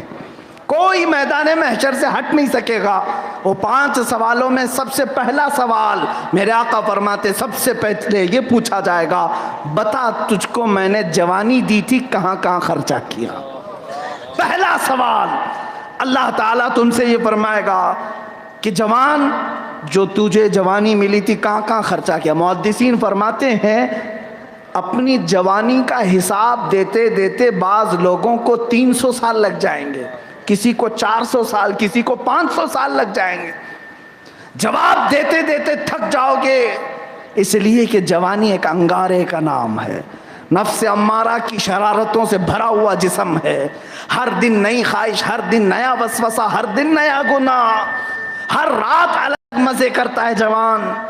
لیکن یاد رکھنا، تم پردے کے پیچھے چھپ کر کرو، مجمع عام میں کرو، یعلم خائنۃ الاعین وما تخفی الصدور۔ اللہ تمہاری آنکھوں کی خیانت کو بھی دیکھ رہا ہے، جو کچھ تم دل میں چلاتے ہو حالات، اللہ اس کو بھی دیکھ رہا ہے۔ تمہارے دل میں جو چھپاتے ہو اس سے بھی اللہ واقف ہے۔ عزیزان گرامی وقار، ہماری جوانی رسول پاک صلی اللہ علیہ وسلم کے لیے ہے۔ صحابہ نے اس رمز کو پہچان لیا تھا، اس نکتے کو وہ پہچان لیے تھے، اسی لیے تو ان کی زندگی کا دیکھیں، اگر انہیں غصہ بھی آتا تھا تو حضور پاک کے نام پر اگر کوئی انگلی اٹھائے تو غصہ، باقی ان پر کوئی کچھ بھی کہے، صحابہ اپنے ذاتیات پر کبھی بھی حملہ نہیں کرتے تھے، اپنے ذاتیات پر نہیں کیا۔ حضور پاک صلی اللہ علیہ وسلم کی ذات پر جب کبھی بات آئی وہ خاموش نہیں بیٹھتے۔ سیدنا عمر فاروق رضی اللہ تعالیٰ عنہ کی زندگی اس کے لیے بہترین مثال ہے۔ ایک مختصر سی بات عرض کروں، جنگ بدر ختم ہوئی، اس میں قیدی حضور کے پاس 70 قیدی آئے اور 70 مارے گئے کافروں میں سے۔ مکہ مکرمہ میں ایک شخص تھا صفوان، اس کا باپ مارا گیا تھا بدر کے میدان میں، وہ بہت مالدار شخص تھا۔ اور ایک شخص تھا عمیر بن وہب، اس کا بیٹا قیدی ہو گیا تھا، پکڑا گیا تھا۔ عمیر بن وہب غریب آدمی تھا، صفوان بڑا مالدار آدمی تھا۔ عمیر کو بھی غصہ تھا میرا باپ حضور کے پاس قید ہے، صفوان کو بھی غصہ تھا میرا باپ مر گیا، قتل ہو گیا مسلمانوں کے ہاتھ۔ تو دونوں کی دشمنی برابر برابر کی تھی۔ ایک دن دونوں کی ملاقات خانہ کعبہ کے پاس ہوئی. عمیر بن وہب گالیاں بکنے لگا مسلمانوں کے خلاف. تو صفوان نے سمجھ لیا کہ اس سے ہم کام لے سکتے ہیں. حتیم کعبہ میں، کعبہ کی جو سامنے دیوار ہے نا حتیم، اس کے اندر جا کر دونوں بیٹھ کر تنہائی میں میٹنگ کرنے لگے. صفوان نے کہا اے عمیر تو مدینے جا، تلوار میں دیتا ہوں، زہر میں بجھا کر دیتا ہوں، جا محمد صلی اللہ علیہ وسلم کو موقع پا کر قتل کر دے، تیرا بیٹا بھی آزاد ہو جائے گا، اور اگر تو بچ گیا تو سارا تیرا قرضہ جتنا کچھ ہے سب میں اپنے پیسوں سے ادا کروں گا اور تجھے انعام بھی دوں گا. عمیر بن وہب نے وعدہ کر لیا میرا بھی کام ہوگا تیرا بھی کام ہو جائے گا. اسے بھی بدلہ لینا تھا، اسے بھی بدلہ لینا تھا.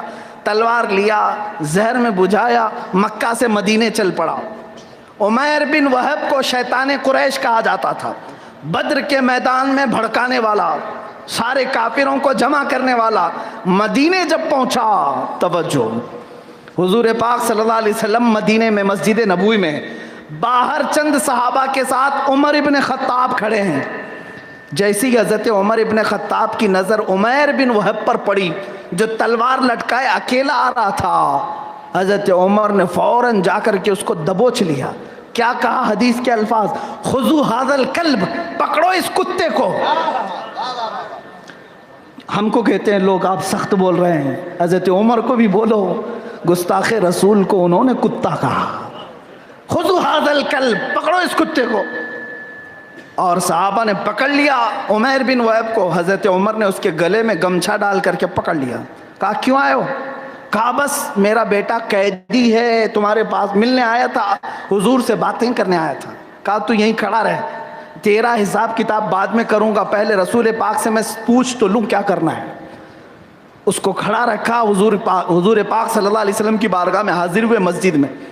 آ کر کے حضور سے کہا عمیر بن وہب آیا ہے، وہی شیطان قریش جس نے لوگوں کو بھڑکا کر کے جنگ کا میدان بنایا تھا. حضور نے فرمایا اسے اندر لے آؤ. حضرت عمر فاروق نے اس کو گمچھا ڈال کر کے کھینچتے ہوئے اندر لایا. حضور پاک صلی اللہ علیہ وسلم نے فرمایا اس کی گردن کو چھوڑ دو، آزاد کرو. رسول پاک صلی اللہ علیہ وسلم، اگر کوئی بدعقیدہ سن رہا ہے تو وہ بھی سن لے اس حدیث کو، جو پلپلا سن رہا ہے تو وہ بھی سن لے. رسول پاک صلی اللہ تعالیٰ علیہ وسلم نے پوچھا عمیر بن وہب سے کیوں آئے ہو؟ عمیر نے کہا بس بیٹے کی خیر خیریت لینے آیا ہوں، میرا بیٹا آپ کے پاس قیدی ہے اس لیے آیا ہوں. حضور پاک نے فرمایا بیٹے کی خیر خیریت کے لیے تلوار لے کے کیوں آئے؟ تو اس نے تلوار دکھانے کے لیے نیچے زمین پر چھوڑ دیا. کہا اس تلوار کا کیا ہونا ہے، بدر میں تو تلواریں ہمارے پاس تھی، جیت تو آپ کی ہوئی تھی، ہم شکست کھا گئے تھے، تلواریں کچھ کام کی نہیں ہیں، یہ کہہ کر کے بہانے بازی کر رہا تھا، چھوڑ دیا. اللہ کے نبی صلی اللہ علیہ وسلم جلال میں آئے. کہا اے عمیر بن وہب سچ سچ بتا کیوں آیا؟ کہا نہیں بیٹے کی خیر خیریت کے لیے آیا ہوں. میرے آقا نے تیسری بار فرمایا اے عمیر وہ بات بتا جو صفوان کے ساتھ حتیم کعبہ میں کر کے آیا ہے، وہ بات بتا جو صفوان کے ساتھ حتیم کعبہ میں بیٹھ کر کے آیا. اللہ اللہ، لوگ کہتے ہیں پیٹھ پیچھے کا علم نہیں تھا، لوگ کہتے ہیں دیوار پیچھے کا علم نہیں تھا. مدینے میں بیٹھ کر کے حتیم کعبہ میں سننے والے کانوں کو ہی اعلیٰ حضرت نے کہا تھا دور و نزدیک کے سننے والے وہ کان لالے کرامت پہ لاکھوں سالہ، ہم یہاں سے پکارے وہ وہاں سے سنے، مصطفیٰ کی سماعت پہ لاکھوں سالہ. عزیزان گرامی، عمیر بن وہب نے جب یہ دیکھا کہ حضور تو جان گئے، پہلے سے معلوم ہے انہیں، تلوار تو چھوڑی تھی. حضور نے فرمایا وہ بات بتا جو صفوان کے ساتھ حتیم کعبہ میں کر کے آیا. تو عمیر بن وہب نے کہا اب وہ کیا بتانا ہے؟ اب میں کہتا ہوں اشہد ان لا الہ الا اللہ و اشہد ان محمد رسول اللہ، میں گواہی دیتا ہوں اللہ کے سوا کوئی معبود نہیں، اور گواہی دیتا ہوں کہ آپ اللہ کے رسول ہیں. وہ ایمان لے آیا اور پھر اپنا واقعہ بھی بتایا، میں اس غرض سے آیا تھا تلوار لے کر کے قتل کرنے، لیکن آقا یہی تو حال ہے، یہاں جو تلوار لے کر آتا ہے خود اپنی گردن دے کر کے جاتا ہے. حضرت عمر فاروق رضی اللہ تعالیٰ عنہ نے، آخری وقت کم ہے ختم کرنا ہے، حضرت عمر فاروق رضی اللہ تعالیٰ عنہ نے عمیر بن وہب کو اب کیا کیا، جس کو تھوڑی دیر پہلے کہا تھا پکڑو اس کتے کو، گلے میں ہاتھ ڈال کر باہر لے آئے، اور صحابہ کھڑے تھے، سارے صحابہ کو بکار کر کے کہنے لگے. اب سنیں حضرت عمر کے الفاظ کیا ہیں. کہتے ہیں میرے ساتھیوں، تھوڑی دیر پہلے یہ شخص مجھے خنزیر سے زیادہ برا لگتا تھا، تھوڑی دیر پہلے یہ عمیر بن وہب مجھے خنزیر سے زیادہ برا لگتا تھا، لیکن تم سب گواہ ہو جاؤ اب میرے بیٹے عبداللہ سے مجھے یہ اچھا لگتا ہے. کیوں؟ اس لیے کہ جب تک بکے نہ تھے تو کوئی پوچھتا نہ تھا، جب تک بکے نہ تھے تو کوئی پوچھتا نہ تھا. یا رسول اللہ تم نے خرید کر ہمیں انمول کر دیا، تم نے خرید کر ہمیں انمول کر دیا.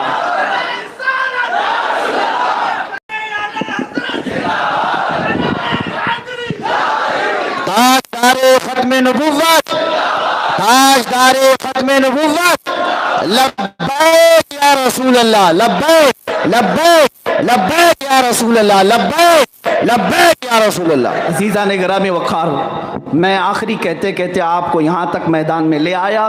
اب سنیں، ہماری جان، ہمارا جسم، ہماری سانسیں، سب پر اگر کسی کی حکمرانی ہے تو وہ مدینے کے تاجدار کی ہے.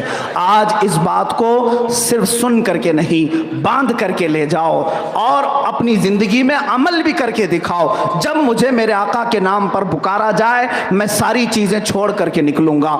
حنظلہ رضی اللہ تعالیٰ عنہ اپنی سہاگ رات کو چھوڑ کر کے نکلے تھے، پہلی رات کو، اور میدان احد میں آ گئے تھے.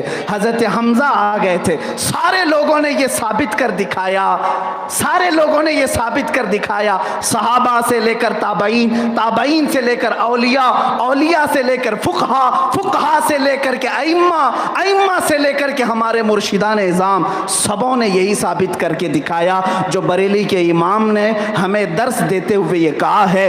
اے لوگو، زندگی میں جو کچھ بھی ملا ہے وہ سب رسول اللہ کے لیے ہے. دہن میں زبان تمہارے لیے، بدن میں ہے جان تمہارے لیے. ہم آئے یہاں تمہارے لیے، اٹھے بھی وہاں تمہارے لیے. اور تاج الشریعہ بدر الطریقہ علامہ اختر رضا خان علیہ الرحمہ نے ہمیں جاتے جاتے یہ میسج دیا تھا، زندگی یہ نہیں ہے کسی کی کسی کے لیے، زندگی ہے نبی کی نبی کے لیے. نہ سمجھ مرتے ہیں زندگی کے لیے، جینا مرنا ہے سب کچھ نبی کے لیے، جینا مرنا ہے سب کچھ نبی کے لیے. اے جوانوں، اخیر میں یہ سوال کرتا ہوں، کیا تمہاری غیرت ایمانی اب بیدار ہے؟ کیا تمہارا خون اب گرم ہے؟ کیا تمہاری جانیں آج بیدار ہیں جو مصطفیٰ کریم صلی اللہ علیہ وسلم پر لٹانے کے لیے تیار ہیں؟ لوگ سوال کر کے آپ سے بہت ساری چیزیں پوچھتے ہوں گے، میں اپنے جوانوں سے صرف اتنا ہی پوچھتا ہوں، بتاؤ اے جوانوں، جس دن میرے نبی کے نام پر، ناموس رسالت پر بات آئے تو ہم اپنا وقت، اپنا مال، اپنے کپڑے، اپنی جائیداد نہیں، یا رسول اللہ اپنی گردن لے کر میدان میں حاضر ہوں گے. لبیک یا رسول اللہ، لبیک یا رسول اللہ، لبیک لبیک لبیک یا رسول اللہ. مصطفیٰ جانے رحمت پہ لاکھوں سلام، مصطفیٰ جانے رحمت پہ لاکھوں سلام، شمع بز میں ہدایت پہ لاکھوں سلام، شمع بز میں ہدایت پہ لاکھوں سلام. شہر یار ایرم تاج دار حرم، شہر یار ایرم تاج دار حرم، نوبہار شفاعت پہ لاکھوں سلام، نوبہار شفاعت پہ لاکھوں سلام. ڈال دی قلب میں عظمت مصطفیٰ، ڈال دی قلب میں عظمت مصطفیٰ، سیدی اعلیٰ حضرت لاکھوں سلام سیدی اعلیٰ حضرت پہ لاکھوں سلام مجھ خدمات کی قدسی کہے رضا مجھ سے خدمات کی قدسی کہے رضا مصطفیٰ جانے رحمت لاکھوں سلام یا نبی سلام علیکہ یا رسول سلام علیکہ یا حبیب سلام علیکہ صلوات اللہ علیکہ صلوات اللہ علیکہ اے خدا کے لاڈلے پیارے رسول یہ سلام عاجزانہ ہو قبول آمین۔ بیٹھ جائیے آپ حضرات، بیٹھ جائیے، دعا ہوگی اور اس کے بعد آپ چلے جائیں۔ رک جائیے، میں بول دیتا ہوں نا پہلے مرید کے لیے۔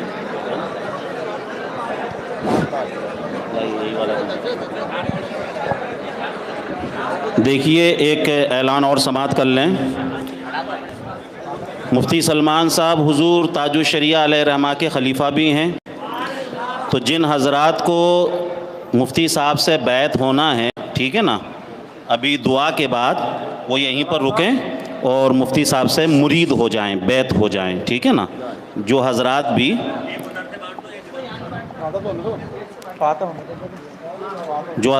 مفتی صاحب سے ابھی بیعت ہونا چاہتے ہیں، مرید ہونا چاہتے ہیں، دعا کے بعد وہ انشاءاللہ تعالیٰ یہیں پہ رکیں، بیعت ہو جائیں۔ إلى شرف النبي الأكرم محمد المصطفى صلى الله عليه وسلم وآله وأصحابه وأولياء ملته وجميع المسلمين والمسلمات الكرام الفاتحة۔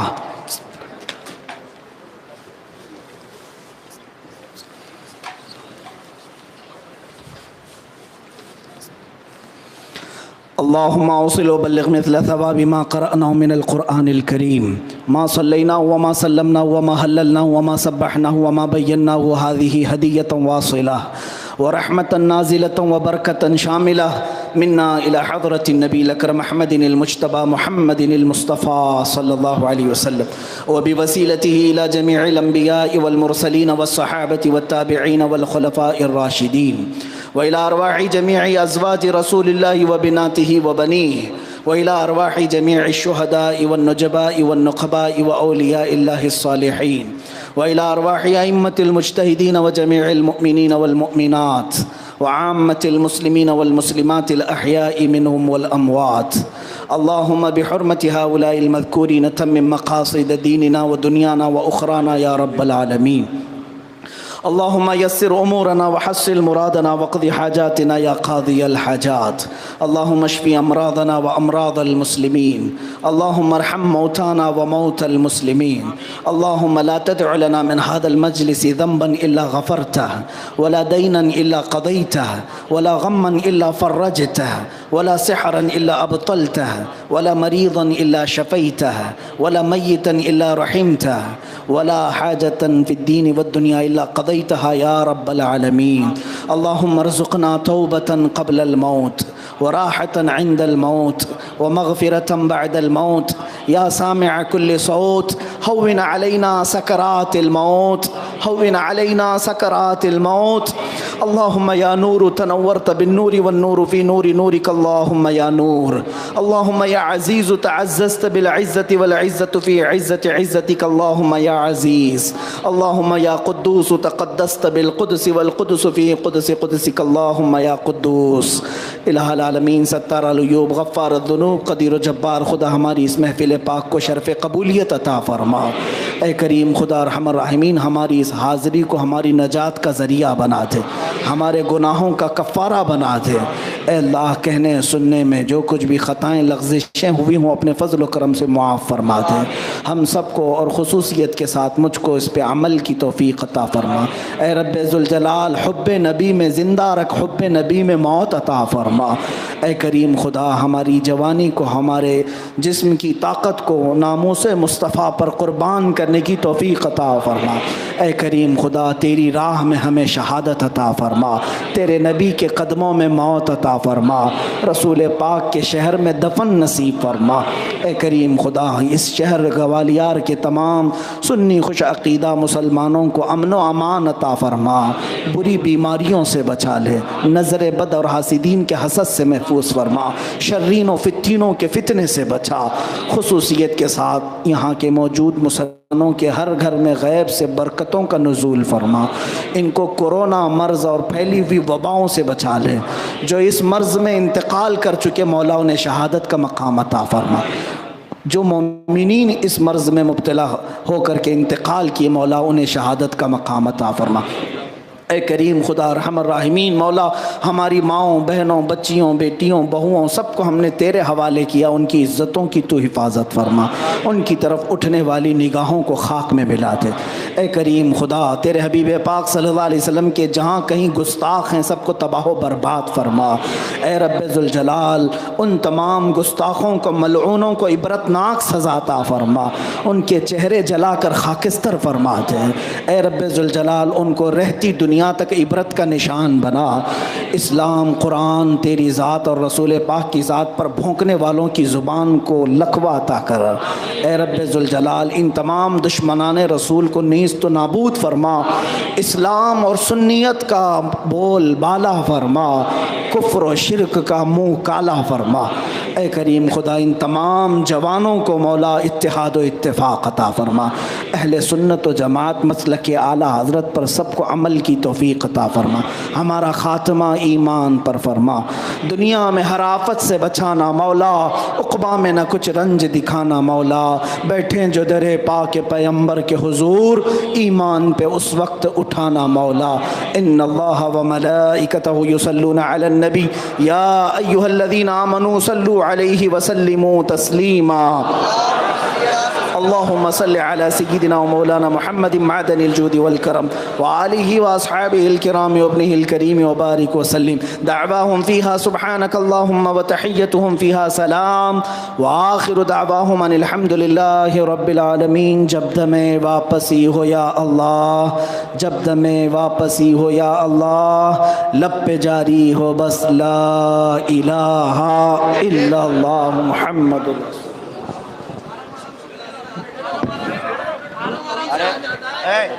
پہلے وہ آگے آ جاؤ نا، اٹھا لیتے پہلے رکو.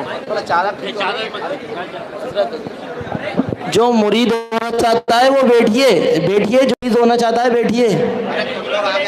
ارے والنٹیئر آگے آؤ یار، روکو ان کو. والنٹیئر آگے